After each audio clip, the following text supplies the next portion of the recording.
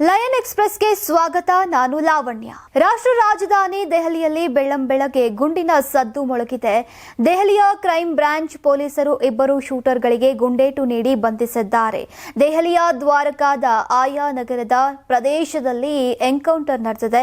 ಬಂಧಿತರಲ್ಲಿ ಒಬ್ಬ ಆರೋಪಿ ಯಾದ್ರಾಮ್ ಹರಿಯಾಣ, ರಾಜಸ್ಥಾನ್ ಮತ್ತು ಉತ್ತರ ಪ್ರದೇಶದಾದ್ಯಂತ ಕೊಲೆ ಯತ್ನ ಮತ್ತು ದರೋಡೆ ಸೇರಿದಂತೆ ಸುಮಾರು 24 ಅಪರಾಧ ಕೃತ್ಯಗಳಲ್ಲಿ ಭಾಗಿಯಾಗಿದ್ದ ಅಂತ ತಿಳಿದು ಬಂದಿದೆ. ಬಂಧಿತರು ಶೂಟೌಟ್ ಪ್ರಕರಣವೊಂದರಲ್ಲಿ ಭಾಗಿಯಾಗಿದ್ರು. ಅವರನ್ನ ಪೊಲೀಸರು ಬಂಧಿಸೋಕೆ ತೆರಳಿದ್ರು. ಈ ವೇಳೆ ಇಬ್ಬರು ಪೊಲೀಸರ ಮೇಲೆ ದಾಳಿಗೆ ಯತ್ನಿಸಿದ್ದು, ಈಗ ಪೊಲೀಸರು ಪ್ರತಿ ದಾಳಿಯನ್ನ ನಡೆಸಿದ್ದಾರೆ. ಘಟನೆಯಲ್ಲಿ ಇಬ್ಬರು ಆರೋಪಿಗಳ ಕಾಲುಗಳಿಗೆ ಗುಂಡೇಟಿನ ಗಾಯಗಳಾಗಿವೆ. ಈ ಎನ್ಕೌಂಟರ್ನಲ್ಲಿ 69 ಗುಂಡನ್ನ ಹಾರಿಸಲಾಗಿದೆ ಅಂತ ಪೊಲೀಸರು ತಿಳಿಸಿದ್ದಾರೆ. ಗುಜರಾತ್, ಒಡಿಶಾ, ಮಧ್ಯಪ್ರದೇಶ ರಾಜ್ಯಗಳಲ್ಲಿ ವಿವಿಧ ಆರೋಗ್ಯ ಸಮಸ್ಯೆಗಳು ಜನರನ್ನ ಕಾಡತೊಡಗಿವೆ. ಗುಜರಾತ್ನಲ್ಲಿ ಟೈಫಾಯ್ಡ್, ಒಡಿಶಾದಲ್ಲಿ ಜಾಂಡೀಸ್ ಹಾಗೂ ಮಧ್ಯಪ್ರದೇಶದಲ್ಲಿ ಅತಿಸಾರ, ಮಹಿಳೆಯರು, ಮಕ್ಕಳು. ಗುಜರಾತ್ನಲ್ಲಿ 119 ಮಂದಿ ಟೈಫಾಯ್ಡ್ಗೆ ತುತ್ತಾಗಿದ್ದು, ಈ ಪೈಕಿ 104 ಜನ ಮಕ್ಕಳೇ ಇದ್ದಾರೆ. ಮಧ್ಯಪ್ರದೇಶದಲ್ಲಿ 142 ಮಂದಿ ಆಸ್ಪತ್ರೆಗೆ ದಾಖಲಾಗಿದ್ದು, ಇದರಲ್ಲಿ 20 ಮಂದಿಗೆ ಅತಿಸಾರ ಸಮಸ್ಯೆ ಕಾಣಿಸಿಕೊಂಡಿದೆ. ಇನ್ನು ಒಡಿಶಾದಲ್ಲಿ ಜಾಂಡೀಸ್ ಸಮಸ್ಯೆಗೆ ತುತ್ತಾಗಿ 40ಕ್ಕೂ ಹೆಚ್ಚು ವಿದ್ಯಾರ್ಥಿಗಳು ಆಸ್ಪತ್ರೆಗೆ ದಾಖಲಾಗಿದ್ದಾರೆ ಅಂತ ವರದಿಗಳು ತಿಳಿಸಿವೆ. ಇನ್ನು ಗುಜರಾತ್ನ ಗಾಂಧಿನಗರದ ಸೆಕ್ಟರ್ 24 ಮತ್ತು 28 ಹಾಗೂ ಅಡಿವಾಡ ಪ್ರದೇಶಗಳಲ್ಲಿ ಕಲುಷಿತ ನೀರು ಸೇವನೆಯಿಂದಾಗಿ ಸುಮಾರು 119 ಮಂದಿ ಶಂಕಿತ ಟೈಫಾಯ್ಡ್ಗೆ ಈಗ ತುತ್ತಾಗಿದ್ದಾರೆ.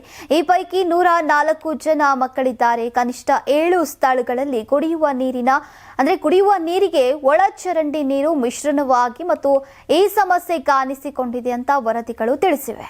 ಕಾಂಗ್ರೆಸ್ ನಾಯಕಿ ಸೋನಿಯಾ ಗಾಂಧಿ ದೆಹಲಿಯ ಸರ್ ಗಂಗಾರಾಮ್ ಆಸ್ಪತ್ರೆಗೆ ದಾಖಲಾಗಿದ್ದಾರೆ. ಅವರ ಆರೋಗ್ಯ ಸ್ಥಿರವಾಗಿದೆ. ವೈದ್ಯರು ತಪಾಸಣೆಯನ್ನ ನಡೆಸುತ್ತಿದ್ದಾರೆ. ಸೋಮವಾರ ಸಂಜೆ ಅವರನ್ನ ಆಸ್ಪತ್ರೆಗೆ ದಾಖಲಿಸಲಾಯಿತು. ಅವರಿಗೆ ಹಲವು ದಿನಗಳಿಂದ ಕೆಮ್ಮು ಕಾಣಿಸಿಕೊಂಡಿತ್ತು. ದೆಹಲಿಯಲ್ಲಿ ಮಾಲಿನ್ಯ ಹೆಚ್ಚಾದ ಹಿನ್ನೆಲೆಯಲ್ಲಿ ಕೆಮ್ಮು ಕಡಿಮೆಯಾಗ್ತಾ ಇರಲಿಲ್ಲ. ಹೀಗಾಗಿ ಆಸ್ಪತ್ರೆಗೆ ತೆರಳಿದ್ದಾರೆ.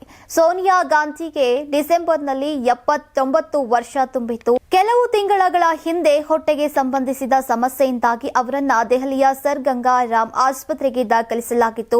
ಫೆಬ್ರವರಿಯಲ್ಲಿ ಅವರ ಚಿಕಿತ್ಸೆಗೆ 1 ದಿನ ಚಿಕಿತ್ಸೆಯನ್ನ ನೀಡಲಾಯಿತು.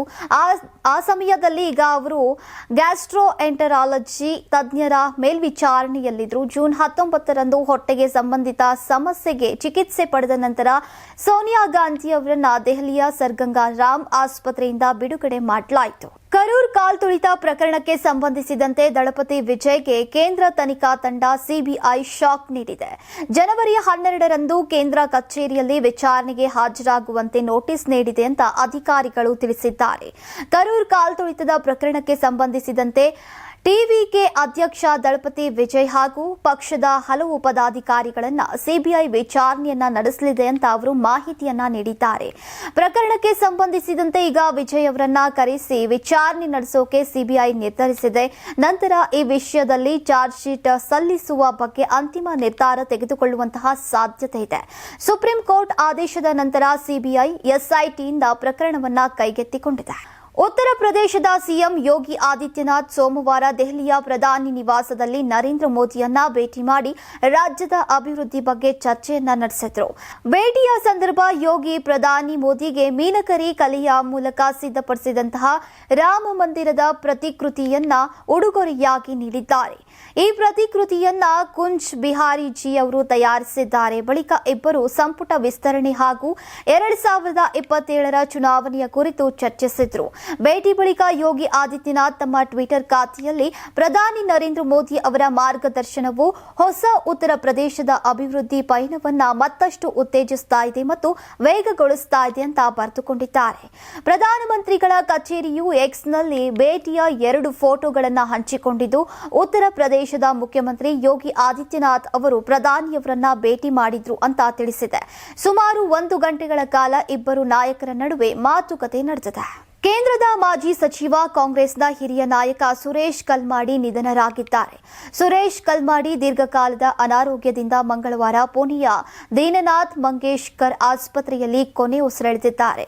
ಅವರ ಪಾರ್ಥಿವ ಶರೀರವನ್ನು ಪುಣೆಯ ಎರಾಂಡುವಾನಿಯಲ್ಲಿರುವಂತಹ ಕಲ್ಮಾಡಿ ಹೌಸ್ನಲ್ಲಿ ಮಧ್ಯಾಹ್ನ 2 ಗಂಟೆಯವರೆಗೆ ಇರಿಸಲಾಗುವುದು. ಮಧ್ಯಾಹ್ನ 3:30ಕ್ಕೆ ವೈಕುಂಠ ಸ್ಮಶಾನ ಭೂಮಿಯಲ್ಲಿ ಅಂತ್ಯಕ್ರಿಯೆ ನಡೆಯಲಿದೆ ಅಂತ ಅವರ ಕಚೇರಿ ಪ್ರಕಟಣೆಯಲ್ಲಿ ತಿಳಿಸಿದೆ. ಅವರು ಭಾರತೀಯ ಒಲಿಂಪಿಕ್ ಅಸೋಸಿಯೇಷನ್ನ ಮಾಜಿ ಅಧ್ಯಕ್ಷರಾಗಿದ್ದರು. ಕಳೆದ ಹಲವು ದಿನಗಳಿಂದ ಆರೋಗ್ಯ ಸಮಸ್ಯೆಗಳಿಂದ ಬಳಲ್ತಾ ಇದ್ದಂತಹ ಅವರು ಸಕ್ರಿಯ ರಾಜಕೀಯದಿಂದ ಹಿಂದೆ ಸರಿದಿದ್ರು. ಸುರೇಶ್ ಅವರು ಮೇ 1, 1944ರಂದು ಜನಿಸಿದ್ರು. ರಾಜಕೀಯಕ್ಕೆ ಪ್ರವೇಶಿಸುವ ಮೊದಲು ಅವರು 6 ವರ್ಷಗಳಿಗೂ ಹೆಚ್ಚು ಕಾಲ ಭಾರತೀಯ ವಾಯುಪಡೆಯಲ್ಲಿ ಪೈಲಟ್ ಆಗಿ ಸೇವೆಯನ್ನ ಸಲ್ಲಿಸಿದ್ರು. ವಾಯುಪಡೆಯಿಂದ ನಿವೃತ್ತರಾದ ನಂತರ ಅವರು ಭಾರತೀಯ ರಾಷ್ಟ್ರೀಯ ಕಾಂಗ್ರೆಸ್ ಪಕ್ಷದೊಳಗೆ ತಮ್ಮ ರಾಜಕೀಯ ಜೀವನವನ್ನ ಆರಂಭಿಸಿದ್ರು. ಭಾರತೀಯ ಸೇನೆಯ 155 mm ಗನ್ಗಳಿಗೆ ರಾಮ್ ಜೆಟ್ ಶಕ್ತ ಆರ್ಟಿಲರಿ ಶೆಲ್ಗಳನ್ನು ನಿಯೋಜಿಸಿದೆ. ಈ ಬಲ ಪಡೆದಂತಹ ವಿಶ್ವದ ಮೊದಲ ಸಶಸ್ತ್ರ ಸೇನೆ ಭಾರತದ್ದಾಗಿದೆ. ಡಿಆರ್ಡಿಒ ಮತ್ತು ಐಐಟಿ ಮದ್ರಾಸ್ ಜಂಟಿಯಾಗಿ ಮತ್ತು ಸ್ವಂತವಾಗಿ ಈ ತಂತ್ರಜ್ಞಾನವನ್ನು ಅಭಿವೃದ್ಧಿಪಡಿಸಿದೆ. ಭೂಸೇನೆಯ ಬತ್ತಳಿಕೆಯಲ್ಲಿ ಇರುವಂತಹ ಪ್ರಮುಖ ಶಸ್ತ್ರಾಸ್ತ್ರಗಳಲ್ಲಿ ಆರ್ಟಿಲರಿ ಶೆಲ್ಗಳು ಇವೆ. ಈ ಶೆಲ್ಗಳಿಗೆ ರಾಮ್ ಜೆಟ್ ಎಂಜಿನ್ ಅಳವಡಿಸಿರುವುದು ಗೇಮ್ ಎಂಜಿನ್ ಎನಿಸಿದೆ.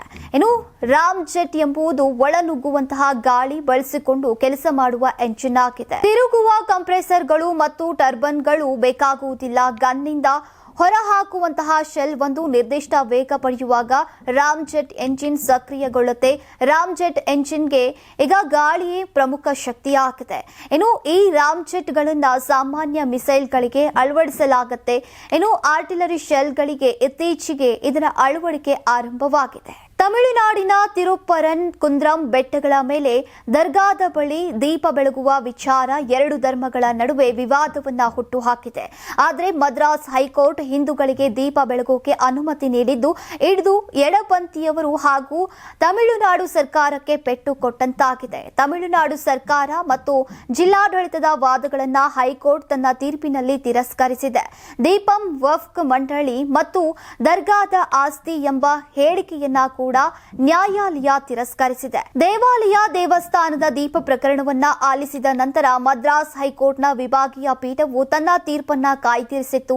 ತಮಿಳುನಾಡು ಸರ್ಕಾರವು ದೇವಾಲಯವು ಜೈನ್ ದೇವಾಲಯ ಅಂತ ವಾದಿಸಿತ್ತು. ಮದ್ರಾಸ್ ಹೈಕೋರ್ಟ್ನ ಮದುರೈ ಪೀಠವು ಮಂಗಳವಾರ ತೀರ್ಪು ನೀಡಿದೆ. ದೇವಾಲಯಗಳು ದೀಪ ಸ್ತಂಭಗಳ ಮೇಲೆ ದೀಪಗಳನ್ನ ಬೆಳಗಿಸೋಕೆ ಅವಕಾಶವನ್ನ ನೀಡಬೇಕು ಅಂತ ತೀರ್ಪು ನೀಡಿದೆ. ದೀಪಗಳನ್ನ ಬೆಳಗಿಸುವ ಅಭ್ಯಾಸವು ಪ್ರಾಚೀನ ಹಿಂದೂ ಸಂಪ್ರದಾಯವಾಗಿದೆ ಅಂತ ಹೈಕೋರ್ಟ್ ಹೇಳಿದೆ. ದೂರದಿಂದಲೇ ಭಕ್ತರಿಗೆ ದೀಪಗಳು ಗೋಚರಿಸುವಂತೆ ನೋಡಿಕೊಳ್ಳುವುದು ಇದರ ಉದ್ದೇಶವಾಗಿದೆ. 2027ರಲ್ಲಿ ನಡೆಯುವಂತಹ ಅರ್ಧ ಕುಂಭಮೇಳವನ್ನ ಗಮನದಲ್ಲಿ ಇಟ್ಟುಕೊಂಡು ಉತ್ತರಾಖಂಡ ಸರ್ಕಾರವು ಹರಿದ್ವಾರದ ಗಂಗಾ ಘಾಟ್ಗಳಲ್ಲಿ ಈಗ ಹಿಂದೂಯೇತರರ ಪ್ರದೇಶದ ಕುರಿತು ಕಠಿಣ ನಿಯಮಗಳನ್ನು ಜಾರಿಗೆ ತರುವ ಬಗ್ಗೆ ಗಂಭೀರವಾಗಿ ಚಿಂತನೆ ನಡೆಸಿದೆ. ಹರಿದ್ವಾರದಲ್ಲಿ ಸುಮಾರು 120 ಚದರ ಕಿಲೋಮೀಟರ್ ಪ್ರದೇಶದಲ್ಲಿ ಹರಡಿರುವಂತಹ 105 ಘಾಟ್ಗಳಲ್ಲಿ ಹಿಂದೂಯೇತರರಿಗೆ ನಿಷೇಧವನ್ನ ಈಗ ಪರಿಗಣಿಸಲಾಗ್ತಾ ಇದೆ. ಇನ್ನು ಇತ್ತೀಚೆಗೆ ಶ್ರೀ ಗಂಗಾ ಸಭೆಗೆ ಸಂಬಂಧಿಸಿದ ಹಲವು ಅಧಿಕಾರಿಗಳು ಈ ನಿಟ್ಟಿನಲ್ಲಿ ಸರ್ಕಾರಕ್ಕೆ ಬೇಡಿಕೆಗಳನ್ನು ಸಲ್ಲಿಸಿದ್ರು. 2027ರಲ್ಲಿ ನಡೆಯುವಂತಹ ಅರ್ಧ ಕುಂಭಮೇಳದೊಂದಿಗೆ ಹರಿದ್ವಾರದ ಗಂಗಾ ಘಾಟ್ಗಳಿಗೆ ಹಿಂದೂಯೇತರರ ಪ್ರದೇಶವನ್ನ ನಿಷೇಧ ಆರಂಭವಾಗಬಹುದು. ಈ ಬಗ್ಗೆ ಉತ್ತರಾಖಂಡದ ಮುಖ್ಯಮಂತ್ರಿ ಪುಷ್ಕರ್ ಸಿಂಗ್ ಧಾಮಿ ಸಂದರ್ಶನವೊಂದರಲ್ಲಿ ಸುಳಿವನ್ನ ನೀಡಿದ್ದಾರೆ.